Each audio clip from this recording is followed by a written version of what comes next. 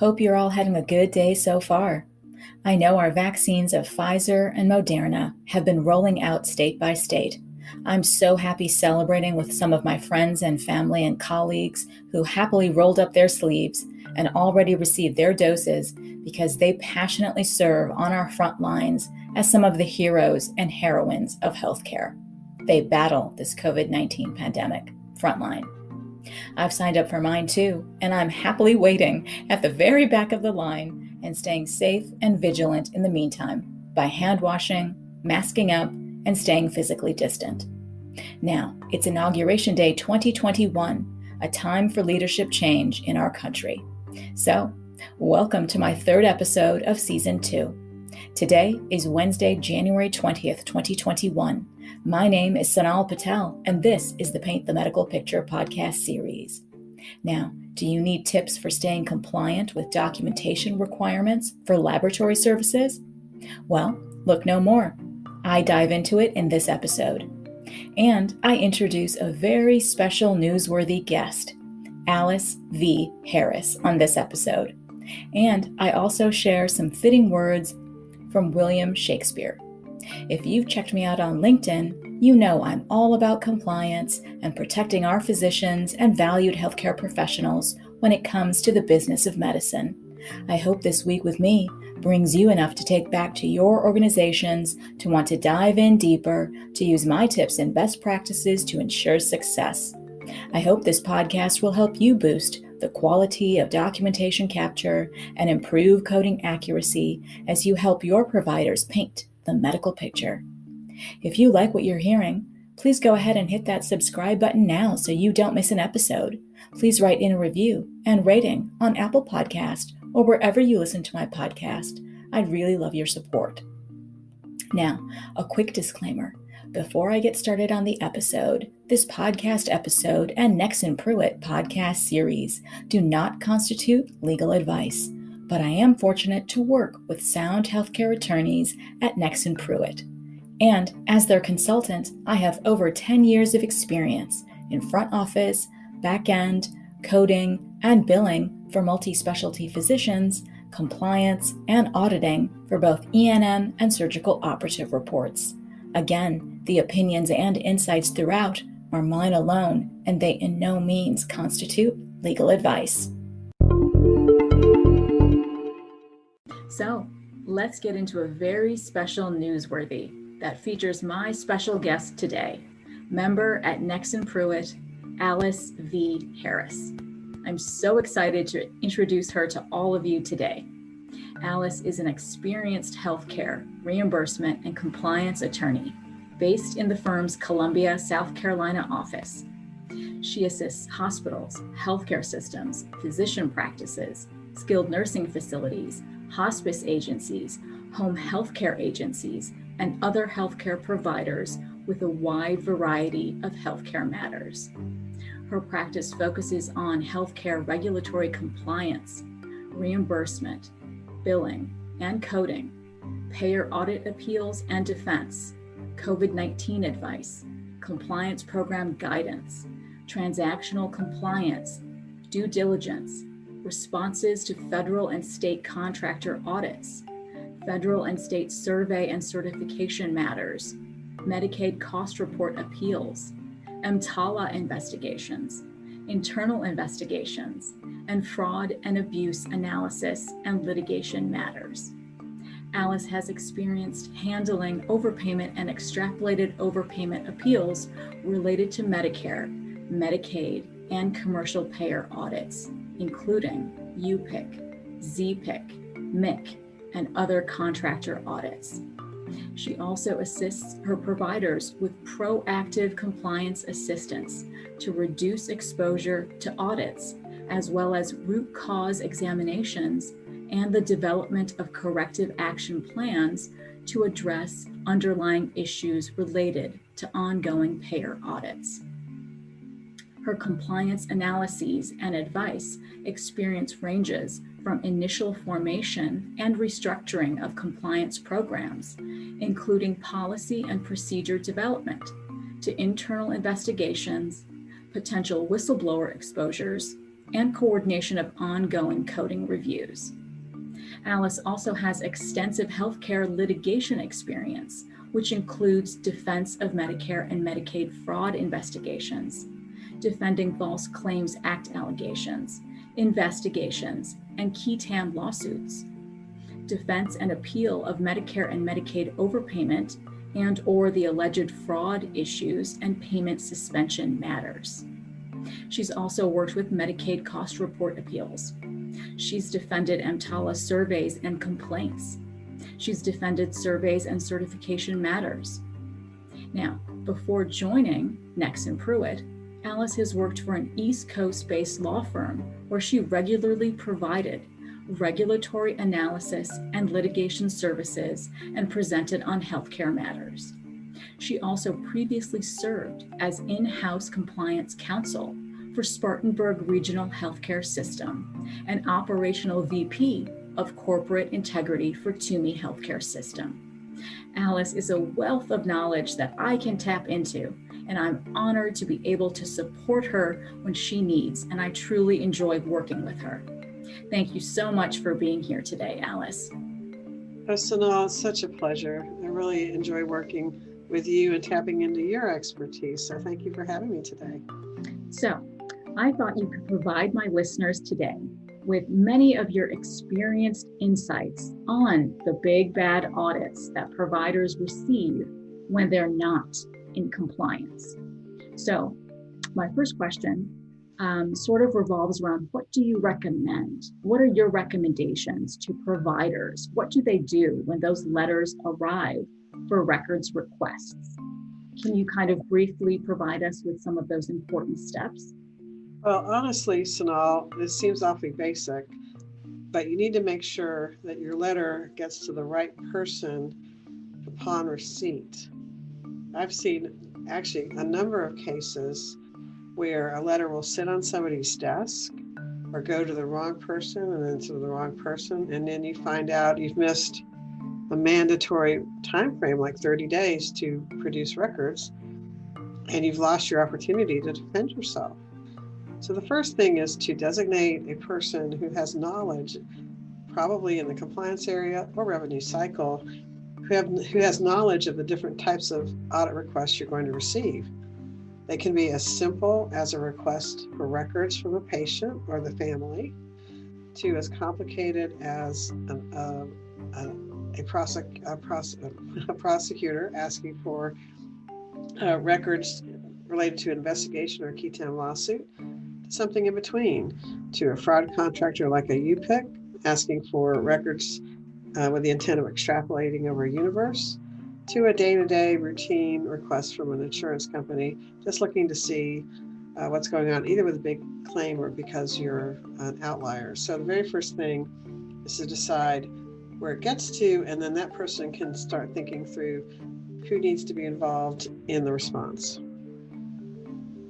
Wow, that is really insightful. I know in particular, I have one pretty, detrimental example that I can share as well. There was a person in the office staff who said, probably somebody who, has been around the practice for some time in the compliance, position. Well, in my example, this person, I don't know, she opened the letter and was a little petrified of what it stated and just, pocketed that letter in her purse and did not share it with the provider, with the provider for a number of days. So like you said, that 30-day or whatever, 60 days, that dwindled down because she, kept the letter away from the provider, and, horrific consequences happened thereafter. But yeah, thank you. It should be a well-trusted staff member who is in charge of making sure that providers receive those types of correspondences. Completely.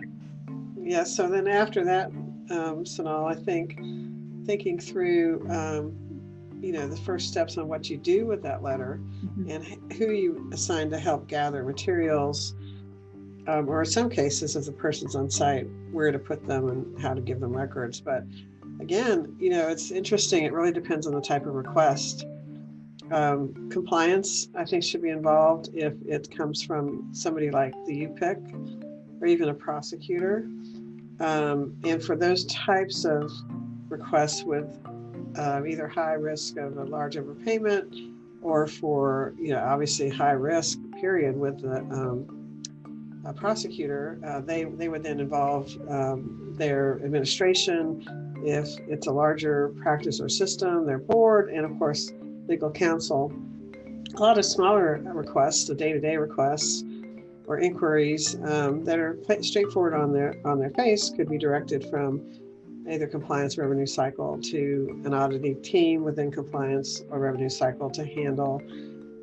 So again, who that person's designated to read it should have authority and confidence to not put it in their purse and forget about it or leave it on their desk for too long.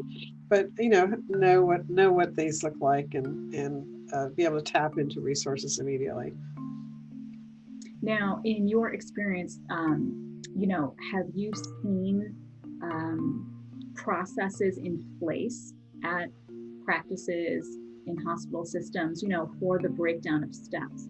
Do organizations have things like that to help personnel consider these types of requests from payers, government or commercial, that this is serious? And do they actually provide employees with, the steps involved on what they should do? Or is that something that should be done now in 2021?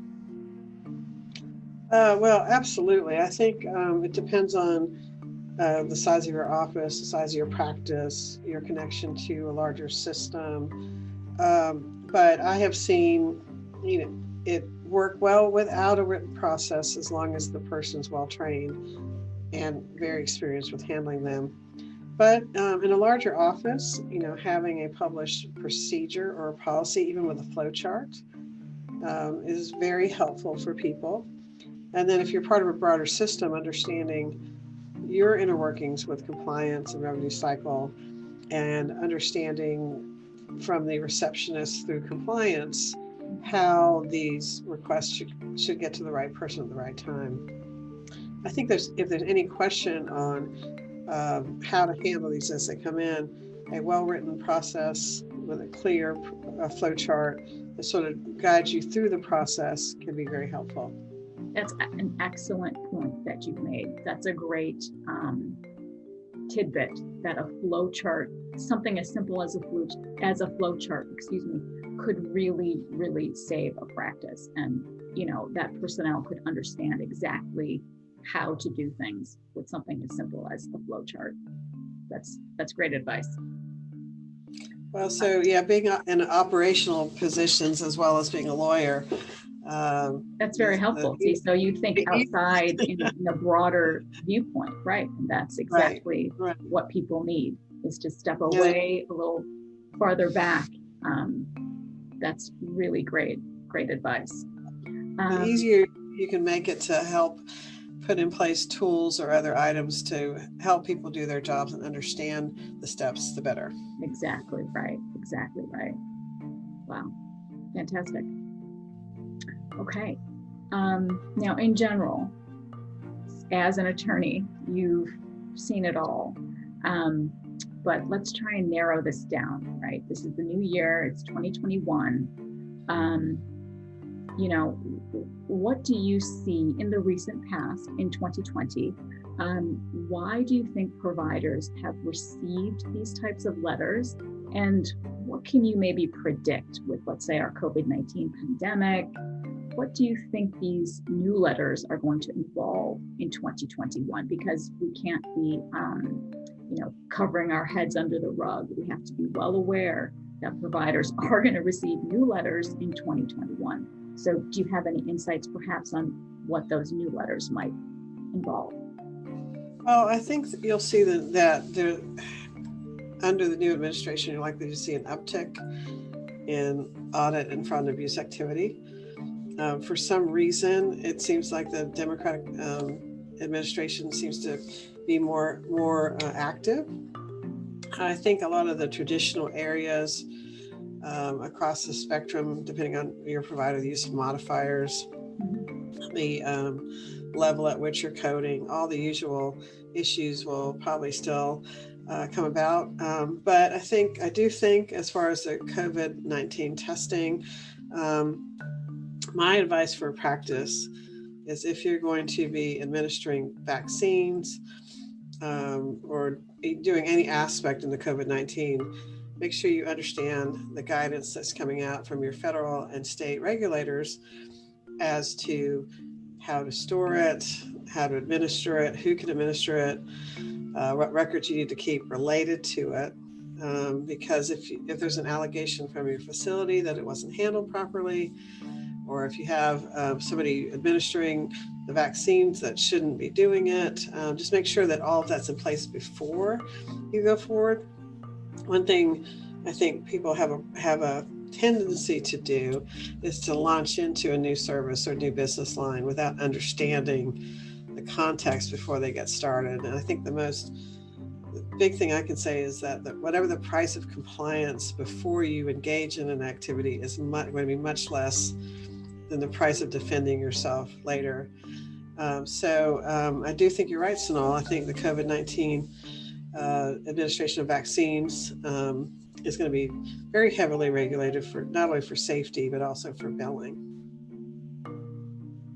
Wonderful, Alice. Wow. So you've given us a lot to think about. There's definitely going to be more to come in 2021 that all circles around this COVID-19 vaccine.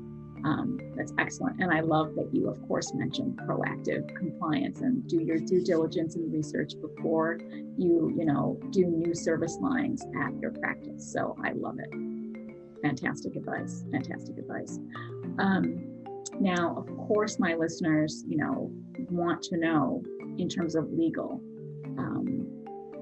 you're a reputable attorney, as I just listed your many, many accomplishments over the years.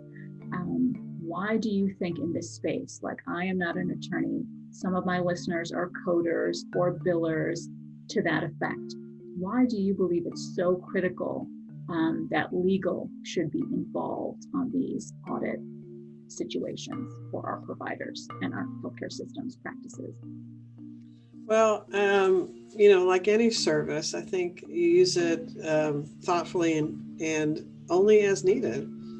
And honestly, if you have a well-run practice, let's start with that. If you have a well-run practice or one that isn't part of a system that's well-run, you really only need legal if you don't understand the request or you don't understand the billing requirements or you need help accessing the agency or payer to clarify for you what the request is or what the requirements for billing is.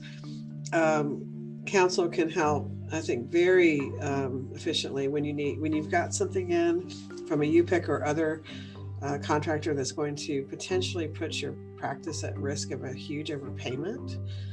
There are a lot of legal defenses to bring in at that time. And of course, if you get anything from a civil or criminal prosecutor, you're going to want to bring in an attorney that practices in that area frequently to help you navigate that, because it's not only then again the issue of coding, but it's also an issue of various legal defenses. So you actually have a team, which would include you, of course, Sonal, to help us understand what's going on with the coding and or what went wrong. But you also have your staff helping to gather documents and process them. Your day-to-day, unless you've got questions about them, your small audits or your spot auditing or other things, you often don't need an attorney. It's usually the weird and the big that you need to think about. Weird and the big. I like that.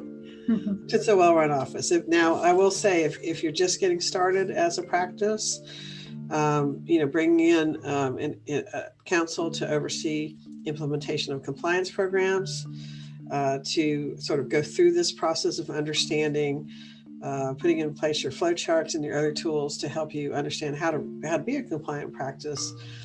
Legal involved with someone like Sonal and other tools to put in that compliant program is very helpful as well. That is excellent advice. And I think I can safely presume that this advice is going to apply from state to state, from the myriad of different types of facilities and practices throughout the country, right? It's not just, specific to one type of organization or one type of provider who might be affected. That's exactly right. It's from a one person putting up a shingle to a practice connected with a hospital system to the hospital system itself. And I know, Sonal, you've seen it as well. Compliance is and needs to be tailored in scale and in content to some degree to the size of your practice or your provider, and the type of issues that you'll be looking at. But the structure is exactly the same for everybody. So it takes some time and effort to get it in place. And once it's in place, it can dramatically reduce the scope of your exposure, not only through audits, but fraud and abuse, and well worth the time and effort. I love it, Alice. I mean, just profound, useful advice for my listeners, for practices. This is wonderful. I really hope you can come back and share your insights on other topics that we can discuss. There are going to be so many in the new year with the pandemic and beyond. But I know my listeners are going to appreciate all you had to offer today, all of your insights on the auditing process through when you receive that initial audit letter, the process, who needs to be involved. And we always have great attorneys at Nexsen Pruet to help if you ever need. But thank you so much, Alice. You are just a wealth of information and useful knowledge. So I really appreciate your efforts here today. Thank you. Well, thank you. It's my honor, and I hope your listeners get some benefit from this. If you have follow-up, please reach out to Sonal or myself. We're happy to help, and I'm a cheerleader for compliance. So if we can help you start off on a compliant note or pull in and be more compliant, just let us know. Thanks, Alice.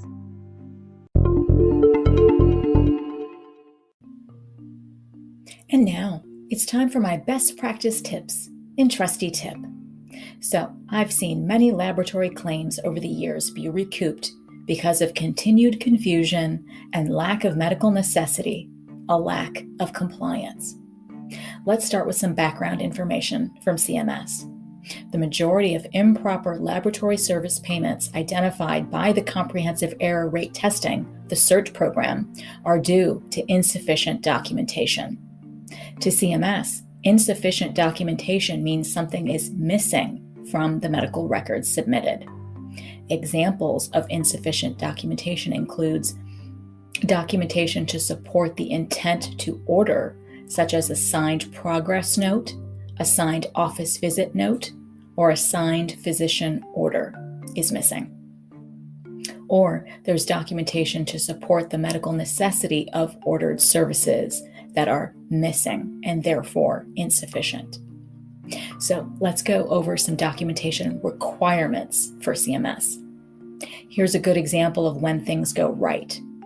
The physician who treats a patient must order all diagnostic x-rays, diagnostic laboratory tests, and other diagnostic tests for a specific medical problem. The physician uses test results to manage the patient's specific medical problem and may provide a consultation. But if there are tests not ordered by the physician, these are then and therefore considered not reasonable and necessary services. So CMS says the physician should clearly indicate all tests to be performed. For example, run labs or check blood by itself doesn't support the intent to order when completing progress notes. Medical review contractors will consider diagnostic test order requirements met if there happens to be, number one, a signed order or requisition listing the specific test. Number two, they will consider it a test order requirement being met if there's an unsigned order or requisition listing the specific tests and an authenticated medical record supporting the physician's intent to order the tests, For example, order labs, check blood, repeat urine. And number 3, if there's an authenticated medical record supporting the physician intent to order specific tests. Then, documentation in the patient's medical record must support the medical necessity for ordering the services per Medicare regulations and applicable LCDs, or local coverage determinations. Always submit these medical records if they're requested. Do note, there are various types of records that need to be available to submit upon request, like progress notes or office notes, the physician order or intent to order, the laboratory results, an attestation or signature log for illegible signatures. Then, when it comes to Medicare signature requirements, unsigned physician orders or unsigned requisitions alone don't support the physician intent to order. So physicians should sign all orders for diagnostic services to avoid potential denials. If the signature is missing on a progress note, which supports the intent, the ordering physician must complete an attestation statement and submit it with the response. If the signature is illegible, an attestation statement or signature log is acceptable. However, CMS wants you to know attestation statements are unacceptable for unsigned physician orders or requisitions. Then, for ordering or referring services, if you bill laboratory services to Medicare, you must get the treating physician's signed order or progress note to support the intent to order, and documentation to support the medical necessity for those ordered services. These records may be housed at another location, so keep that in mind. For example, they could be at a nursing facility, a hospital, or the referring physician's office. While a signature isn't required on the physician order, the physician must clearly document in the medical record their intent to perform the test, as I stated above.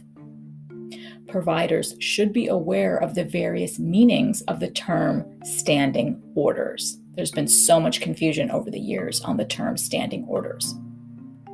Some understand this to mean a recurring order specific to the care of an individual patient.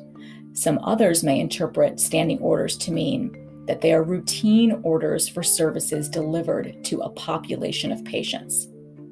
Only medically necessary services ordered and rendered, including those based on treatment protocols, are considered for reimbursement when documentation supports the orders and or the protocols, which are individualized to each patient. If you order diagnostic services for Medicare patients, you must also maintain documentation of the order, including those standing orders and protocols, or the intent to order, as well as the medical necessity of the services in the patient's medical record. Keep all of this information available and submit it, along with all test results, upon request for a Medicare claims review. Remember, it's important that cooperation between ordering and referring providers and facilities that perform diagnostic tests is being met, because cooperation is crucial to reducing errors and avoiding claim denials. So, by understanding all the fine details involved in maintaining compliance for your laboratory services, you must have a signed order, a signed requisition, or a signed medical record supporting the physician's intent to order tests. You must, number 1, ensure all diagnostic laboratory service documentation includes the order and the standing orders, or the intent to order, and the medical necessity of services. And you must also understand that, second, an unsigned order or requisition listing of specific tests is only acceptable if it's accompanied by an authenticated medical record supporting the physician's intent to order the tests.